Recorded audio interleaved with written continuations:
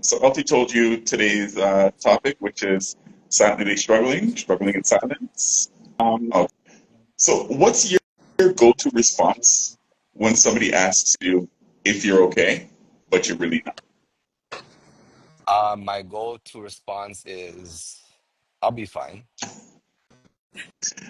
Yeah, Okay, Well, yeah, yeah, I think. so that yeah. so that's kind of your tell, Uh, is if you say I'll be fine, other than I am fine. Right, right. And I think it's still a signal that I'm not fine, Yeah. but I will be fine. So it's more of like a proactive sort of statement. Um, Me saying I'm fine when I'm not fine is different. yeah, it actually kind of feels safer than explaining. Mhm. So Hmm. did it take you a while to get to making that distinction where you don't want to just say I'm fine? Yeah, I mean, I think also I had to know the difference between the two. Hmm. I think when growing up, it is a trauma response that I'm Right. fine. I'm fine. It's okay. I'm shutting down. I don't want to explain. I don't want you have to like have sympathy or empathy for me in that moment. So Hmm. the I'm fine is like a period. It's funny you say that. So that, Go ahead. Go ahead. pardon me? No, go ahead with what you're saying. Sorry. Yeah, I think a lot of times, we add periods when Right. there should be a comma. And and a lot of the times, especially when we are not going through that healing process or understanding that healing process, we want to shut it down because we don't want to open like a wound. Right. So we are quick to add that period. But in Mhm. this season that I'm in, I'm okay if I'm not okay. Yeah. And I'm also okay with not having to explain why I'm not okay. Yeah. Yeah, I agree with you. I'll piggyback on that by saying it kind of also avoids vulnerability. It just makes you not have to get into the whole thing. Sometimes you feel like you don't want to create like some sort of burden to have people hear the situation, the problem. So you Mhm. keep it short and sweet by saying, I'm good. For me, it's a little different. I will say a multitude of things if I am fine, and I'll say I'm fine if I'm not. Mm. Mm. Like I'm Yeah. fine literally is the one thing that means no, I'm not fine. I'll say so many Mm. other things if you know what I mean? Like, oh, I'm good, I'm sweet, I'm blessed. I'm like, you know what I mean? I'm blessed is typically that's probably the main one that means I'm doing real good. I'm really happy right now. But Yeah. I'm fine. Definitely does not. And sometimes too, like maybe we're just not even sure yet because it's so fresh. Like if there's Hmm. something going on or whatever, maybe Yeah. you're just not sure yet. Yeah. Oh And no, then, sometimes because the next thing too is like, who do we know? Who are we actually telling? Do we know that person to say that I'm not right. fine? And And that's then exactly the thing. we're mostly going through that process of, can I trust you with with this feeling that I have? Are you going to judge me on this feeling that I have?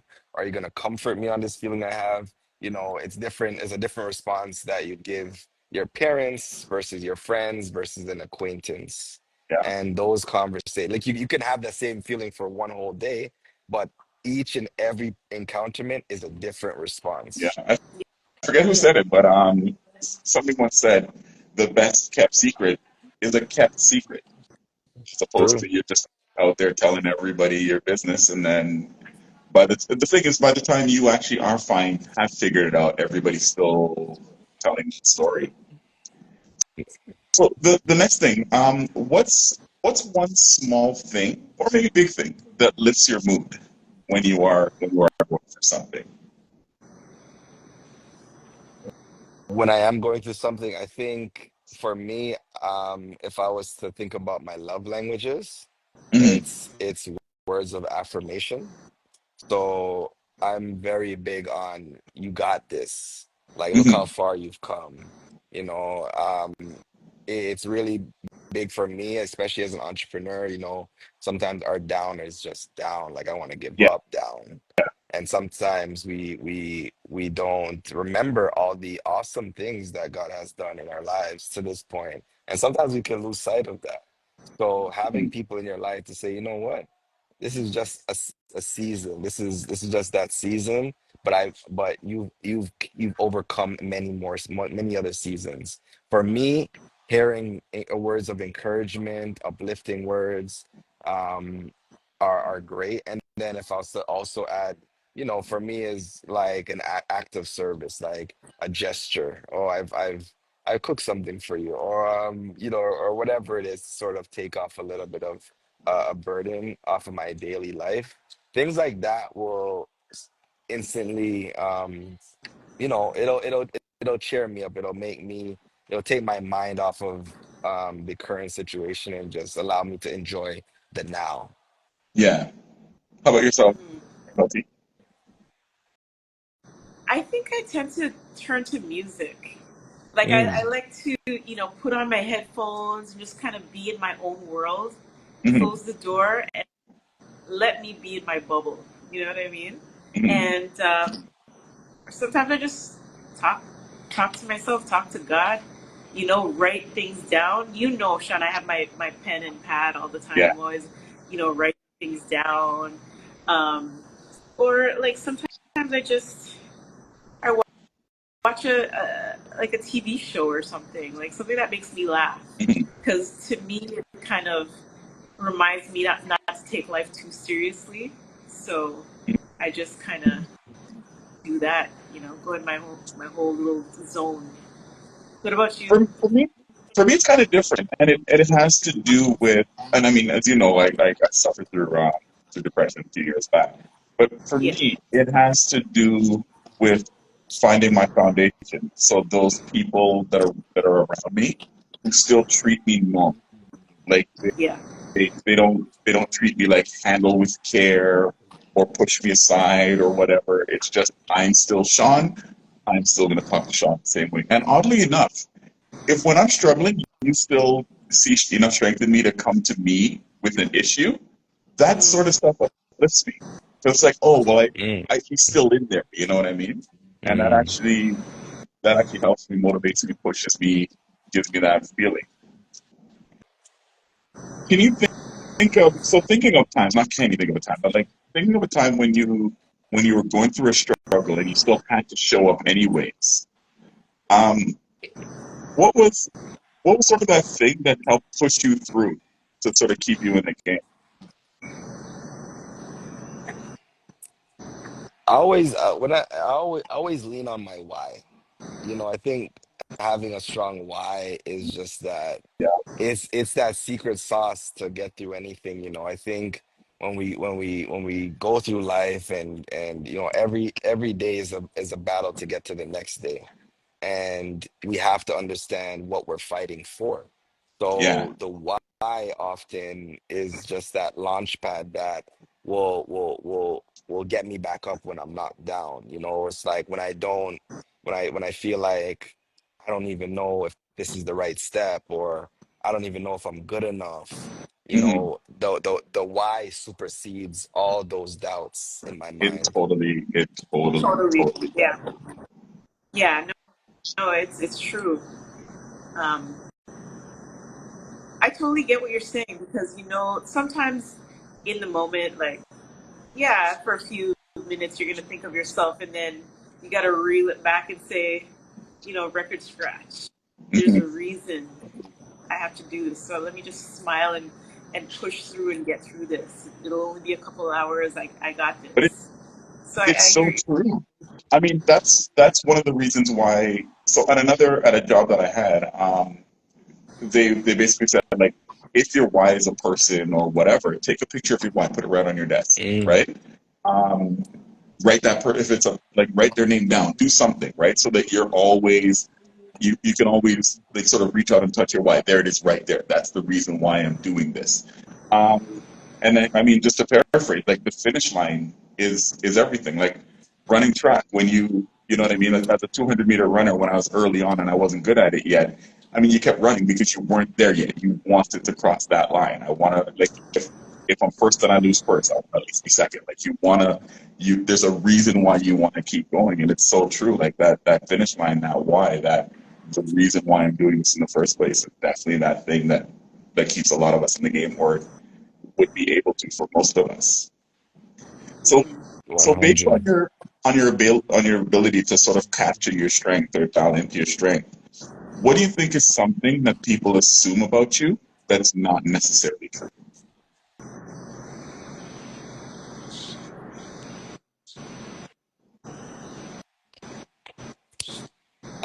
I think the thing is that I'm a very serious person, and Mhm, I'm a very busy person. Those two things are pretty much the most assumed thing about me, but I don't take anything serious. And I think the reason why people may see it is because I really do preserve who I am for the people that I love, and the mhm, people who are not in my inner circle may not get that side of me to be able to be more empathetic about or spend time. I spend a lot of time, um I spend a lot of my vulnerable time in my inner circle, mhm, and my outer circle, I limit where like the conversations, so that not everybody needs to know everything about you. yep, And and I think I used to be that person where everybody knows what's happening and da, da, da, da, but as I go through my therapy session and over the years, I've learned to preserve myself for the mhm, people that I care for. And then the next misconception is that I'm always busy.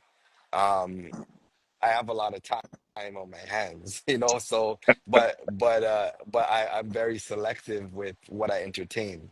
And mhm, I think that is another thing, as an entrepreneur, like there is a lot of time, there's an abundance of time sometimes.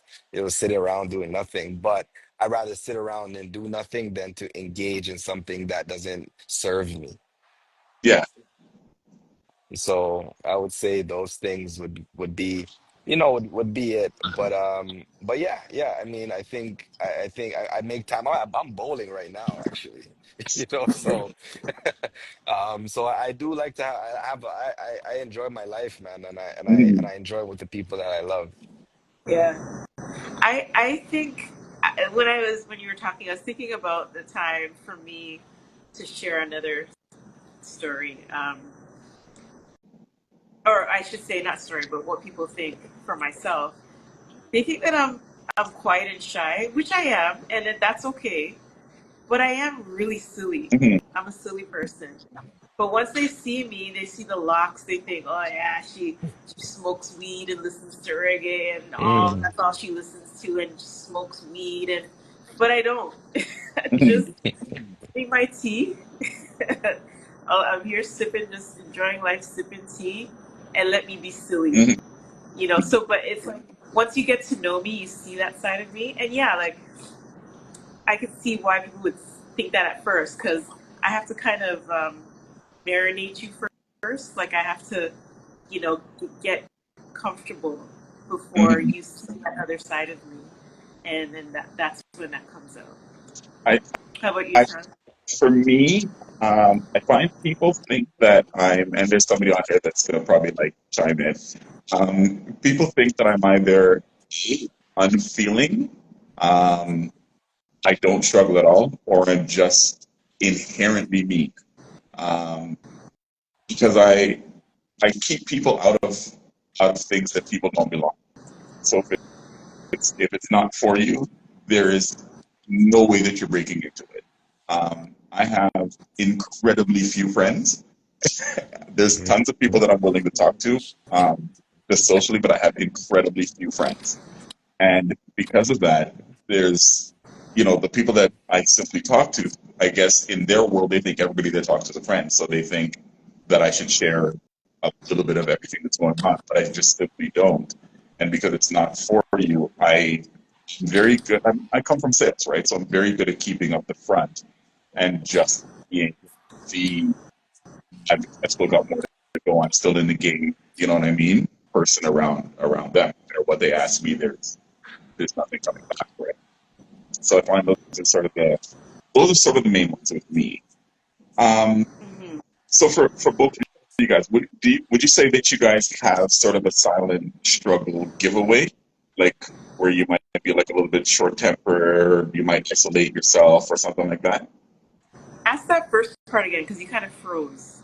Oh, like do you have like a silent struggle giveaway, like something that you do that if somebody really paid attention, they're like, ah, there it is right there, where you keep to yourself. Maybe you're a little bit more short tempered. Maybe the other side of it, maybe you just turn everything into a joke. I think for me, the isolation, I just kind of go in my, and I think that's slightly the introverted part of me. 'Cause I'm like a social introvert. Have you ever heard that? Yep, Social I introvert? 'Cause I don't mind being with people. Like you see, you're at bowling. Like I went out last weekend with my girlfriends bowling. We had a great time.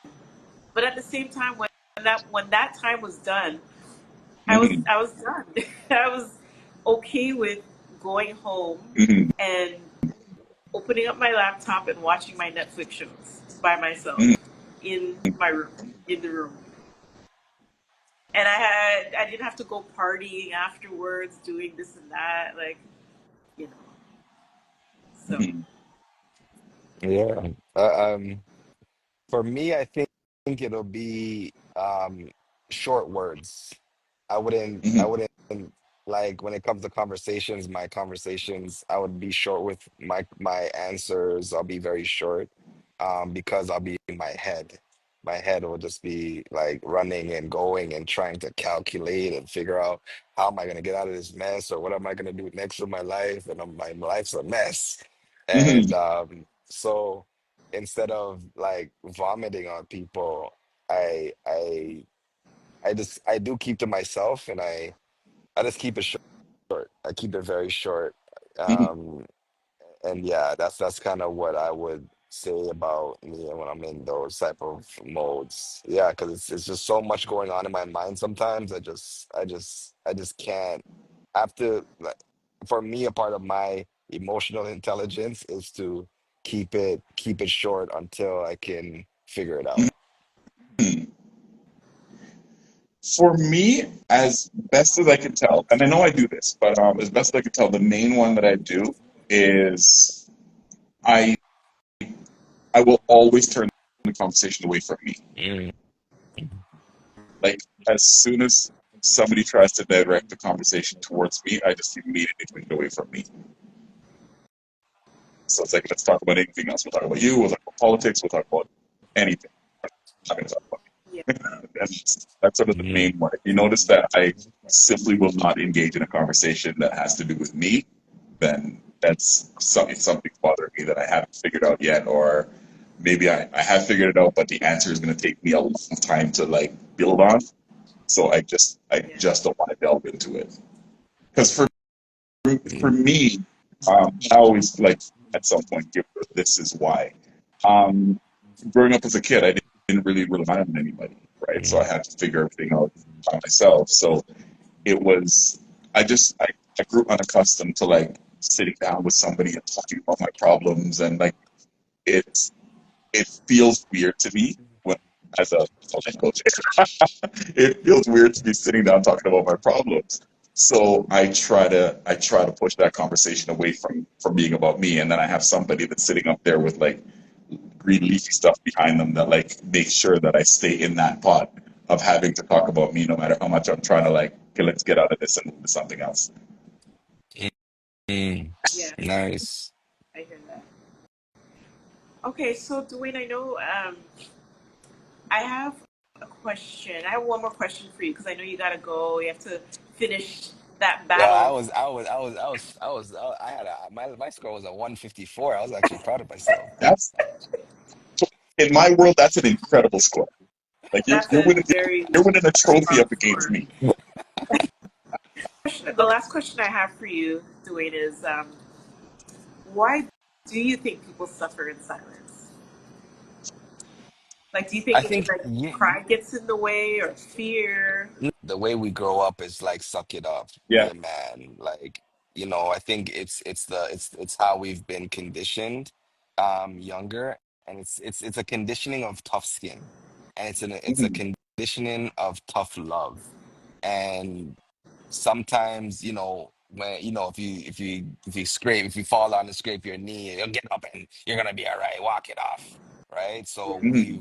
we've been accustomed to just walking it off, and to the point where we limp it off, right? Hmm. And I think it's not the fault of, it's not it's I don't think it has much to do with any ego or pride. It's just the ignorance of it. And I think it's knowing that, I've been conditioned this way and I have to heal. And I think a lot of it has to do with the healing of it. Um, for me, there's a point where I didn't like to talk about how I felt. But now you ask me how I feel, I'm gonna tell you how I feel. I'll Hmm. be glad, I'll be glad to tell you how I feel. I think it's just the work. And I've spent a lot of time in therapy. I've been in therapy for like over 5 years now. Hmm. And I tell everybody that it is something that is worth the investment. It has changed my life in many ways. It has given me, it has removed the scales from my eyes, and to see people for who they are, to see Hmm. situations for what they is, to know that there is better ahead. And in order to achieve greatness, you have to struggle. Yeah, So Yeah. if you can slow the process down and understand what's going on inside, then you can understand what the next thing is gonna, that that something else is coming, that there is a blessing on its way, that God is putting you through something so that you Hmm. ask for it. All the blessings that we have today is something we've prayed for. And then now that we're in the blessings, what is there to be upset about? What is there to struggle about? What is there to feel anxious about? What is there to feel these things? Every little thing that we are experiencing now was a moment that we prayed for once, but Yeah. we lose the appreciation sometimes for it. We get anxious because we feel like we deserve more. But Yeah. if we deserve more, just understand that the struggle's on its way. yeah, And overall, it's very important when you understand the mechanics of how God's working in your life, then you can be at ease in a way where, you know what, yeah, I'm not okay right now. I am going through this. It's a struggle. Like, my bills need to get paid. I haven't got paid in a couple months. I'm struggling, but I know that, when that pay comes, it's gonna be a crazy Yeah. celebration. yeah, Yeah. So it's just the outlook sometimes. So, but like, the more you're able to express, it's just you feel light. So yeah, sometimes we, like, when we hold on to these things, there's a heaviness that we walk with, and you can see it. Hmm. Some people think you can't see it, but you can see heaviness in people. yeah, And the goal is to offload. If it's, find an outlet, and that's just the biggest thing. Hmm. My outlet is therapy. My outlet is my closer circle. Find an outlet, because you don't, like, no one, like, the heaviness is that what you carry. It's a feeling that you have. It's like something that you're gonna struggle with. So why keep it inside when you can let it out? yeah, And that's what I believe in. So I think people just need to understand that there's magic in release. yeah. Hmm. But you know what, too? You know, for this question, I would say that it would be for our mothers, our parents, Hmm. because they suffer in Oh, silence, boy. Like my yeah. mom, to talk a little short snippet, the things that she had to go through, working 3 jobs, 2 kids. I was the lock and key kid coming home by myself, watching my brother because my mom was working. She had things that she had to deal with, when it comes to paying bills. And as I got Yeah. older, I would kind of slowly start to see and learn. But she never complained about it. She just knew it had to get done. She would suffer, but she would suffer that in silence, Mm-hmm. not say a word to anybody. Oh yeah. So Powerful. yeah, Powerful. I think that's like a little bit for a lot of us, especially Caribbean, Why? When if I don't wash the dishes before my mom come home, it's a problem. or take out the chicken. You know what I'm saying? So, but anyway, I took up 2 extra minutes. I know you have to go. Um, but it was really, really great having you. Sean and I are going to continue the conversation, Okay. but it was really great having you on as our guest. Yeah, And Thank you. man. Thank you Thank you for for reach. joining me. Thank you. Yeah, man. Thank you for reaching out. This was a great conversation. yeah, You guys are doing amazing work. So thank you guys for the work that you guys are doing. yeah, no, it really does mean a lot to both of us. That's why we took health Absolutely. and life coaching for that same reason that you're going Yeah. through right now with healing from your therapy. Well, Yeah. it's needed, especially for us. Like you hit it on the head earlier when you said we like suffering in silence is really an important one because that's something that we all do. We were taught to do it right from our parents. Hmm. You're not kidding. I never thought about it until I got older and I had to pay bills. But then you start to realize, well, wait a minute. So the times when we have no electricity or we have no hot water or we whatever, our parents would have known that for weeks on end that, oh, this is coming down the pipeline. But you never felt it. You know what I mean? You still got your little Yeah. chocolate bar here and there where, you know what I mean? Where they still whatever, everything was still the same for them. And then Yeah, you boom, really know. you have no hot water right now. You know what I mean? But there was nothing on you about that coming down the line. Shut up, don't ask me about this school trip. We're about to lose the hot water. That never came up. Yeah. You know what I mean? You still got your little $5 to go on the school trip. Mhm. So, Dwayne, thank you once again, and Thank you let's so continue much. your fun, and we'll keep in touch, and I'll Yes. just send a little note afterwards. Yes. All So, right, thank guys. you. All Take right, care. All take right. care. All righty. Have a great day, brother. All right. So yeah, so we're gonna still continue. I wanted to ask you though, why you have you ever felt like have you ever felt like sharing your struggle, or did you ever feel or think that it would be a burden? I just was never good at it. Like I was saying earlier, just growing growing up, I never. It sucks, but I wasn't able to really turn to my parents when I was a Yeah. kid for whatever reason, right? Maybe they were too tough. Maybe they didn't know how to have those conversations. Mm, I'm not going to say, oh, they were too mean and they didn't care about me or whatever. yeah. So for me growing up, it was just always hard to say, okay, well, now I'm going to go to somebody. Now I'm gonna ask somebody. I'm going to talk to somebody. I'm going to whatever. I just grew so accustomed to keeping it in that I Yeah. just did. I'm sure there.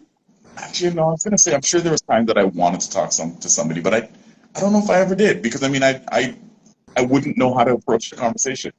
Yeah. Yeah. Okay. How about yourself? Um.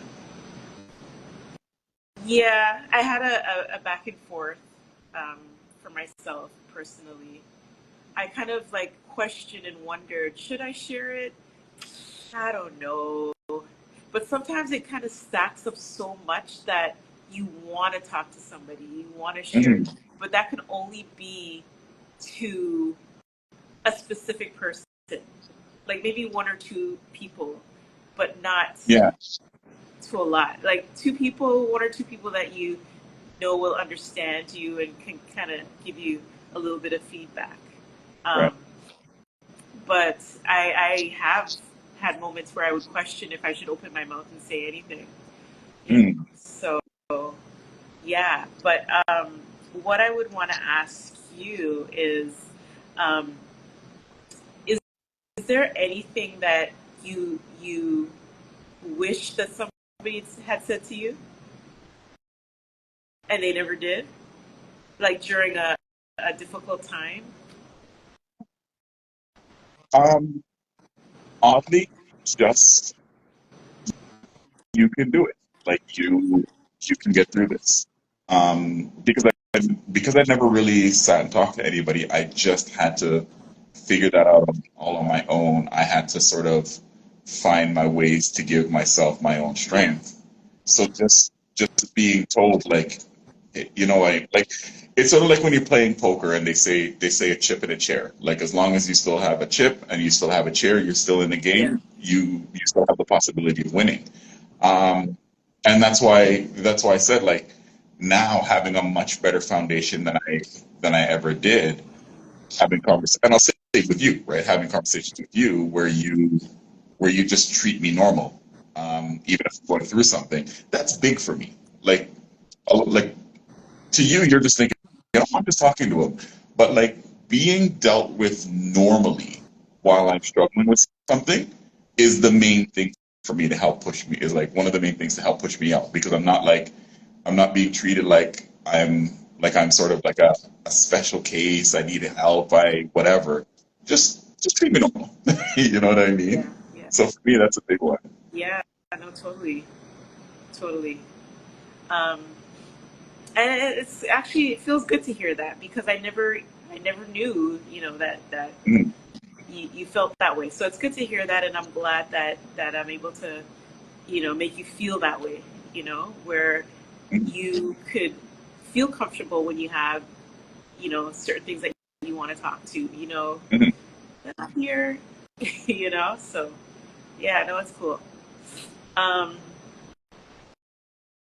how do you think we create a space for other people, though, if, you know,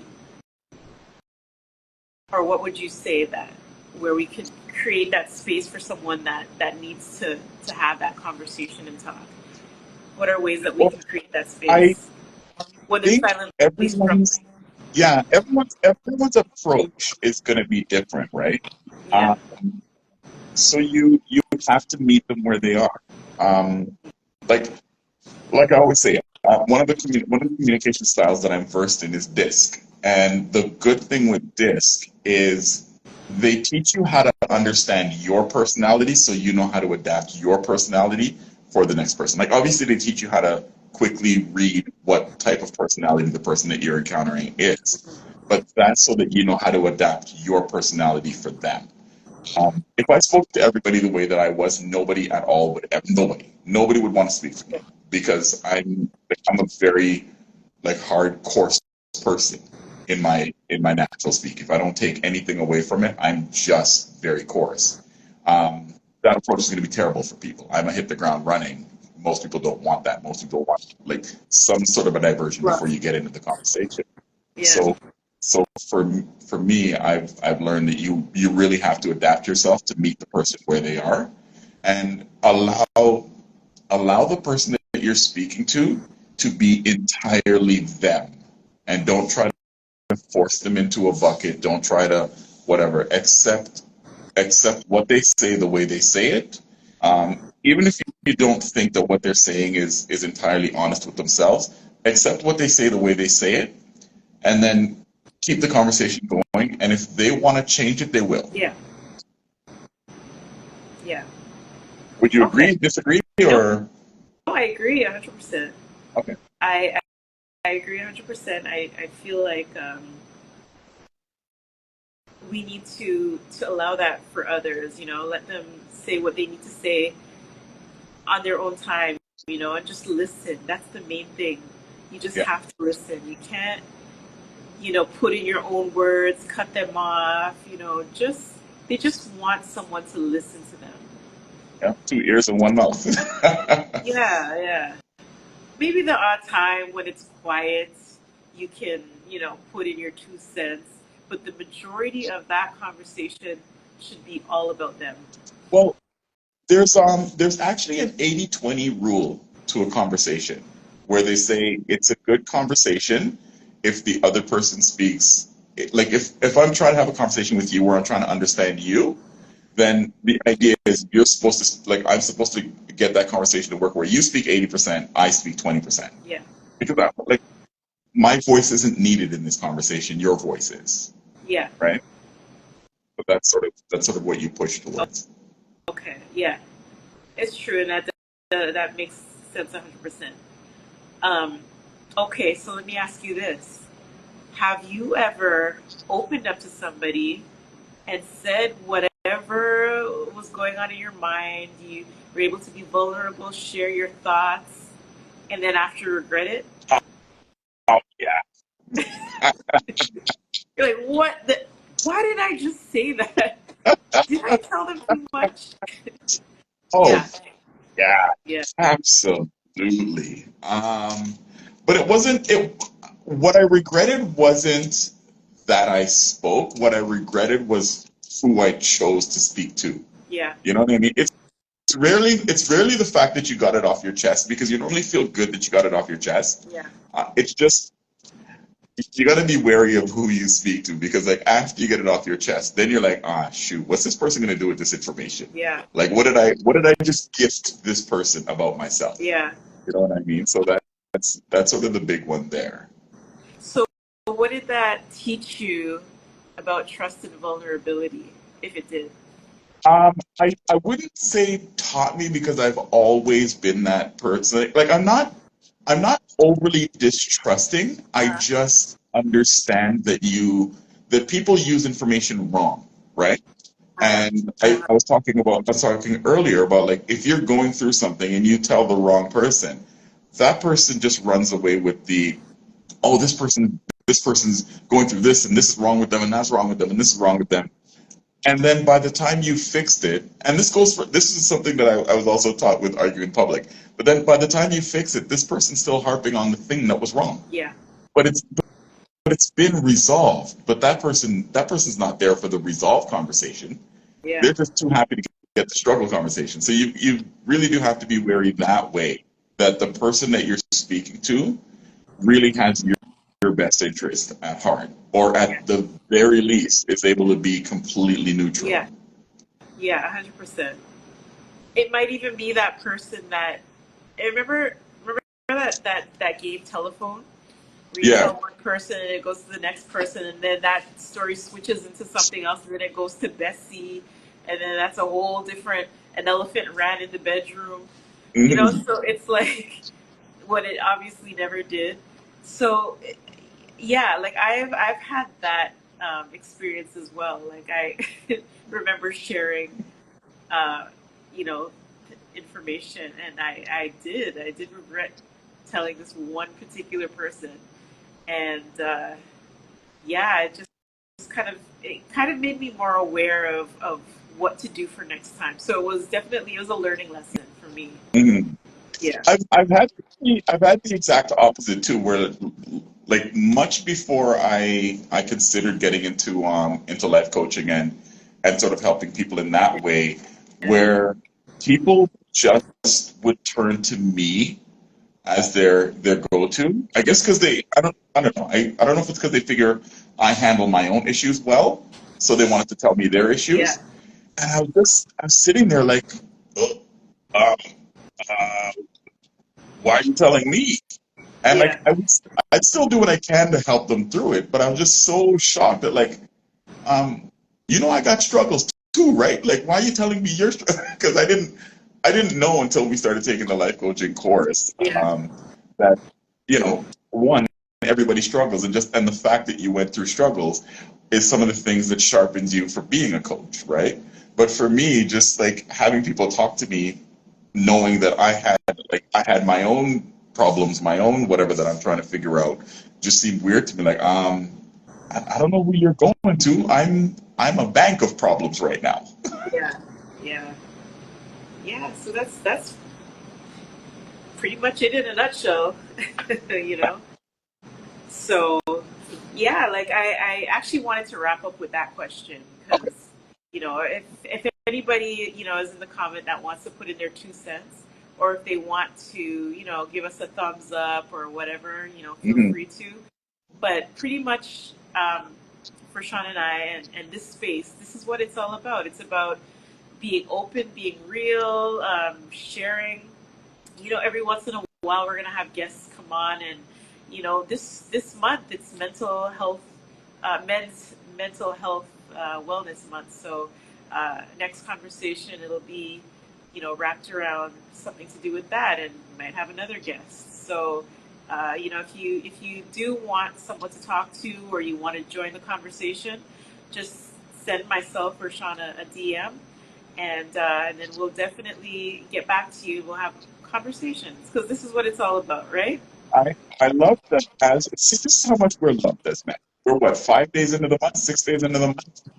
And I just found out now because you said it that this is Men's Mental Health Month. Yeah. Ah, thank these people for loving me.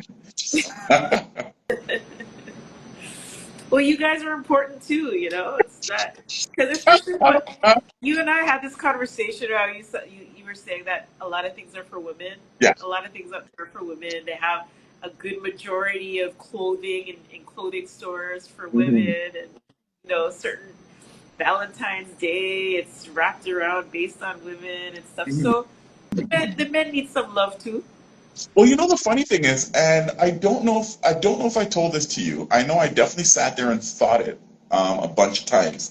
Um, I I was apprehensive about getting into life coaching because I was thinking to myself like, who wants to sit there and talk to a man? Because I'm so like I'm just so accustomed to like they treat us like villains. You know what I mean? So it's like, well, who's gonna want to sit there and talk to a man? And then the fact that I'm also like a fairly strong-willed Alpha, person. Pardon me? alpha on alpha, on alpha.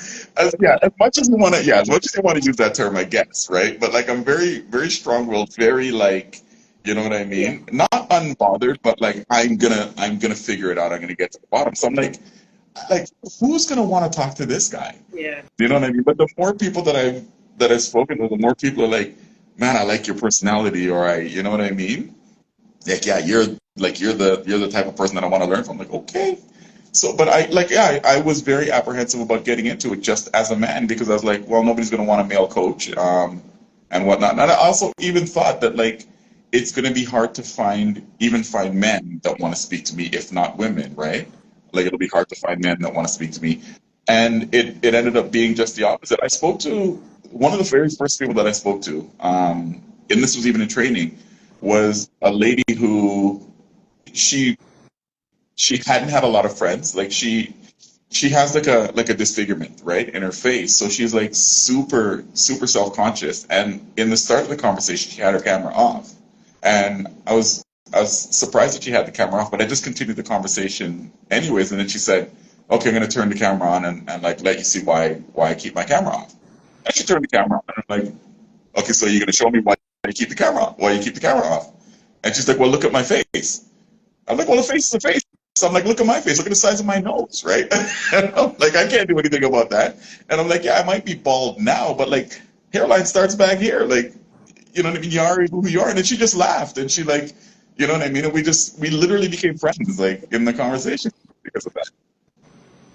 yeah, yeah. That's the thing. Like, it doesn't even matter the sex. It's just, I think when it comes to personalities and making people feel comfortable and welcome, everything falls into place after that. It Mhm. doesn't matter what you look like or if you're the opposite sex. It's just how do I make you feel?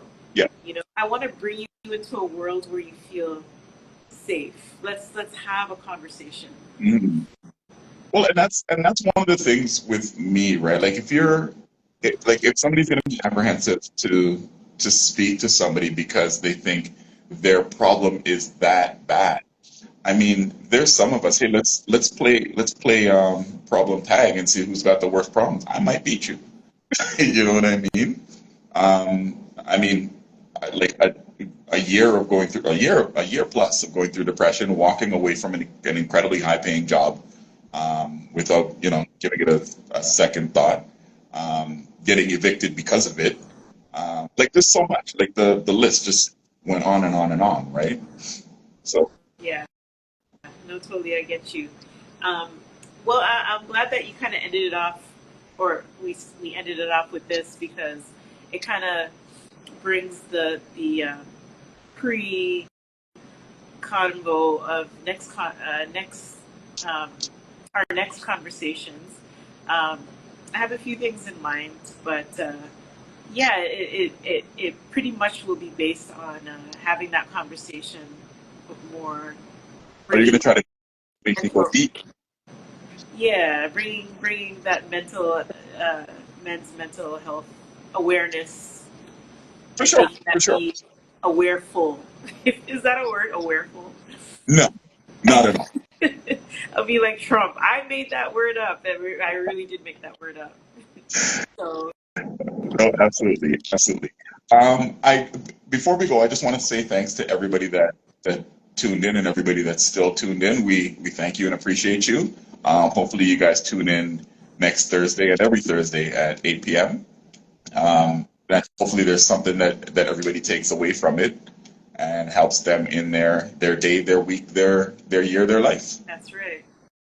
All right. So that's Safe Space today, and why we silently struggle. And this will be posted. So if anybody missed this, hey Jess, it'll be posted so you can watch the whole show on our page. Other than that, stay blessed, take care, and thank you for tuning in. Take care. All right, Bye. everyone.